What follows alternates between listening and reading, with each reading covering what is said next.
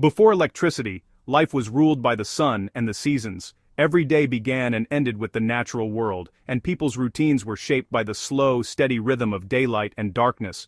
People woke with the sunrise, their bodies attuned to the first light filtering through the window or cracks in the walls, and when darkness fell, it was time to rest. The world outside faded into shadow, and the day's work was done. There were no switches, no heaters, just the natural world.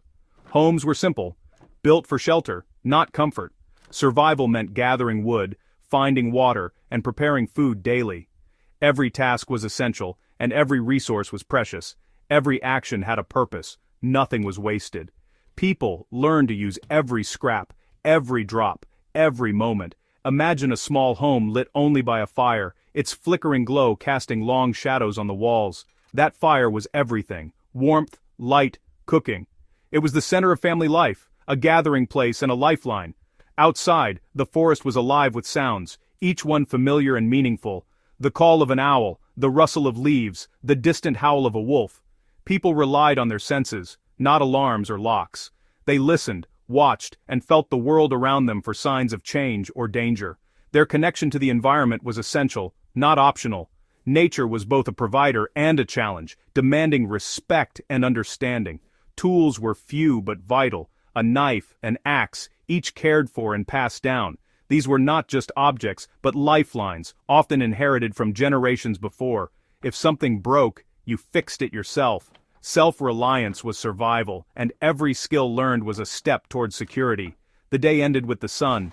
Darkness was respected, not fought. Night was a time for rest, reflection, and caution. Evenings were for gathering by the fire, sharing stories, and planning for tomorrow. The fire's warmth brought comfort and a sense of safety. Sleep came early, work began at dawn. The cycle was unbroken, dictated by the needs of the land and the family. Life followed nature's rhythm, not a clock. The sun and the seasons were the only timekeepers. Hard work and deep understanding of the land defined existence. Every day was a lesson in patience and perseverance. People knew their place in the world because their lives depended on it. The land was both home and teacher. The fire's glow was the heart of the home, a symbol of survival and togetherness. Outside, the wild was both threat and provider. Every venture beyond the door was a test of knowledge and courage. Every tool, every skill was a lifeline. Mastery of these basics meant the difference between comfort and hardship. There was no backup plan, only what you could do with your own hands. Ingenuity and adaptability were essential for survival. The cycle of work and rest was dictated by necessity. Each day brought new challenges and new opportunities to learn. People respected the land because it was their only resource. Stewardship was not a choice, but a way of life. They lived simply, but with profound awareness. Every day was a balance between survival and gratitude for what the earth provided. The world was harsh, but it was real. Nature's challenges shaped strong, resilient people. Survival was a daily lesson in humility and resourcefulness. Every mistake was a teacher, every success a hard-won reward. They endured because they understood the world around them. Knowledge was passed down, generation to generation. Their survival depended on it. In the world before the switch, every day was a testament to human resilience and the deep bond with nature. Today we rely on stores, heaters, and GPS for almost everything. Modern conveniences make life easier, but they also make us forget how people once survived without them. But when systems fail, a storm, a breakdown, or a blackout, old skills become vital, turning what could be a crisis into something manageable. Knowing how to stay warm, find shelter, and keep safe is a lifeline. These abilities can mean the difference between panic and calm. These skills connect us to nature in ways modern life can't. They help us notice the world around us, from the feel of tree bark to the sound of wind in the leaves. Learning to identify firewood or read the sky changes how you see the world. Suddenly every cloud and branch has meaning and purpose. It builds confidence and self-reliance, showing you that you can handle challenges on your own or with others. You're not helpless without gadgets. Knowledge is your best tool. With the right skills, you can adapt and thrive, even when technology fails. Practicing these skills teaches patience and mental toughness. It's about persistence, learning from mistakes, and growing stronger with each attempt. You learn to solve problems with what you have. using creativity and resourcefulness to make the best of any situation. This mindset helps in any crisis, not just in the wild. It prepares you for unexpected challenges in daily life too. Old skills are our heritage. They kept our ancestors alive through hardship and uncertainty, shaping who we are today. By learning them, we honor their wisdom and keep it alive, passing it on to future generations. In a changing world, these skills are a link to something real and lasting, grounding us in tradition and experience. They remind us of our connection to the earth, to the cycles of nature, and to the simple joys of being present outdoors.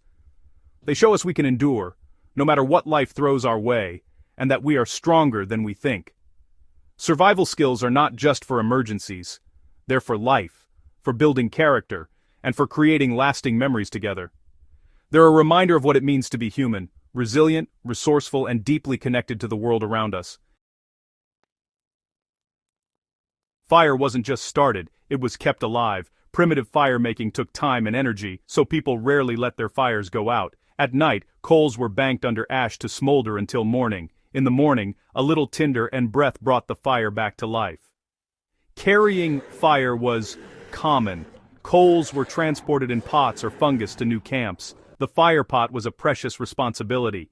Fire was treated like a living companion, not just a tool. It provided warmth, cooked food, purified water, and kept predators away.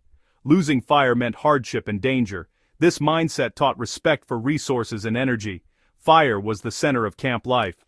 It was a daily responsibility, not a convenience. Understanding fire as a responsibility is key to survival.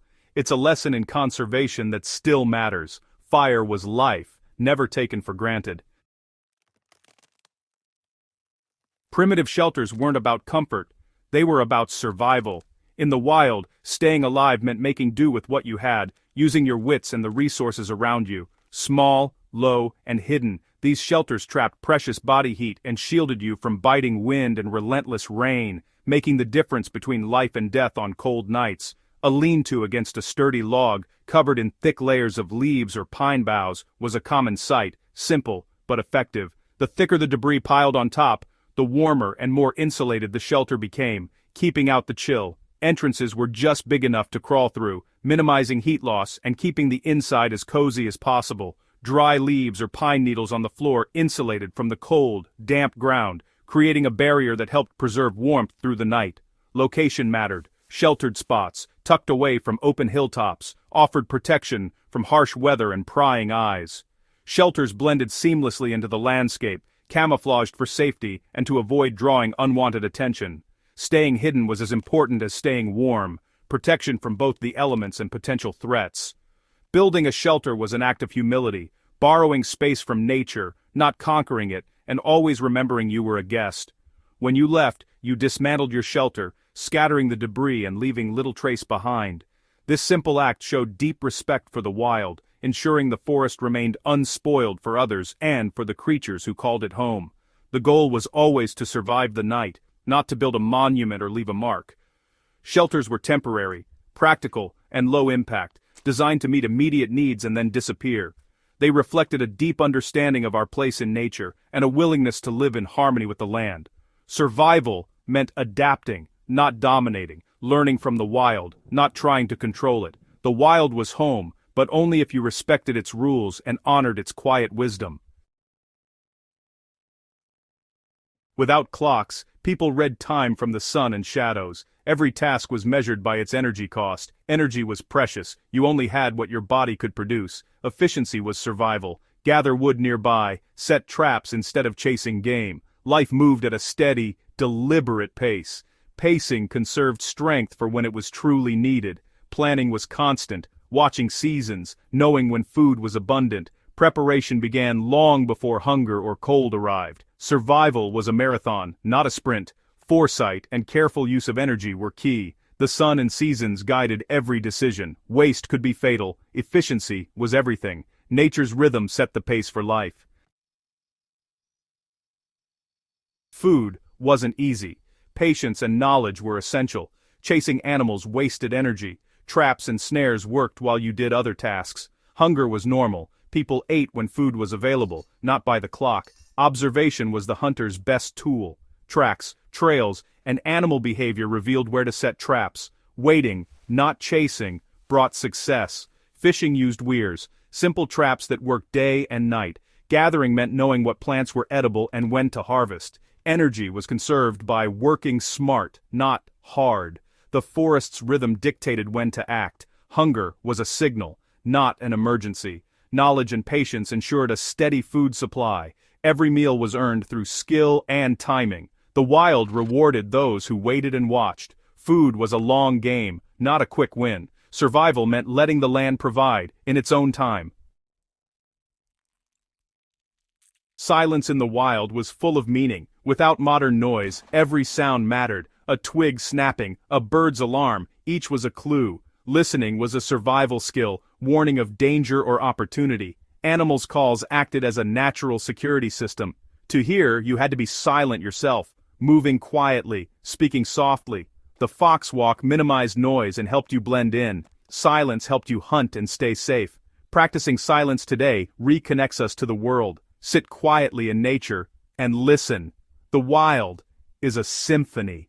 Over time, you'll hear more and understand more. Listening is a lost art, but it's vital for survival. It makes you a participant, not just a visitor. The wild speaks to those who are quiet enough to hear. Listening is the first step to truly belonging in nature. Observation was as important as listening. Our ancestors noticed every detail, a bent blade of grass, a broken twig. These clues told stories about food, danger, and weather. Reading nature's signs was essential for survival. Watching the sky, animal behavior, and plant growth predicted what was coming. Observation required slowing down and looking closely.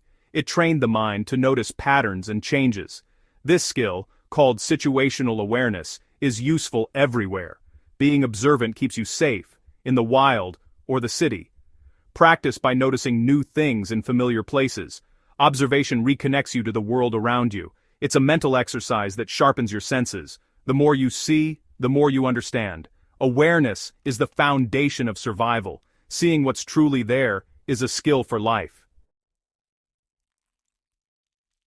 The world has changed, but the basics of survival remain. We still need warmth, water, food, and shelter. Old skills are timeless. They're based on nature's laws and human needs. Learning them builds self-reliance and confidence. You become less dependent on modern systems. These skills empower you and reduce fear. They teach respect for nature and encourage conservation. Survival is about partnership with the land, not domination. Rediscovering these skills reconnects us with our roots. They're lessons in patience, humility, and awareness. The knowledge of our ancestors is a fire we must keep alive. It's our job to pass it on. These lessons make us more resilient in any century.